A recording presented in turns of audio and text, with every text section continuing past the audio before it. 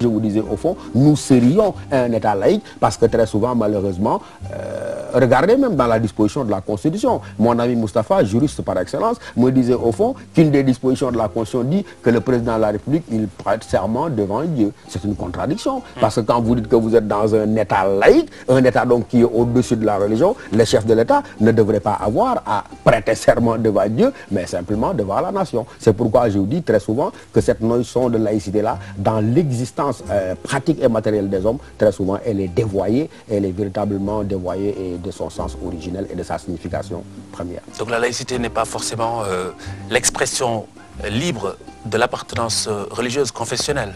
Elle devrait être ça, mais malheureusement, elle n'est pas très souvent là, ça. Parce que je vous ai dit, l'État s'arroge le droit. Avec l'exemple que je vous ai donné, des musulmanes voilées intégralement avec ce qu'on appelle la burqa avaient été interdites d'accès à l'école. Or, cela n'avait rien véritablement d'anticonstitutionnel. Parce que quand la Constitution française dit qu'elle est laïque, mais ça veut dire que qui peut entrer à l'école avec sa croix, l'autre peut entrer avec son voile, si ça va dans le sens de sa religion. Et donc, c'est interdire implicitement à quelqu'un de pratiquer au fond sa religion en lui demandant de ne pas se revêtir comme véritablement le prescrit sa propre religion. Donc laïcité signifierait du coup pas d'expression. Pas d'expression d'une certaine manière, ce qui est la meilleure manière de vider ce concept de laïcité, mais de son sens le plus profond.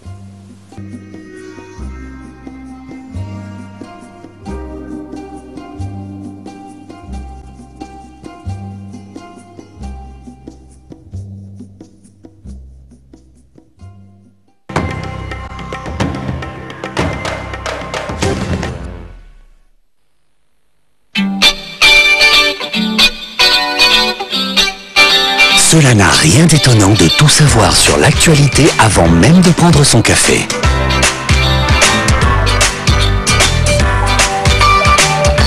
Ou de parler avec ses amis pendant le petit déjeuner.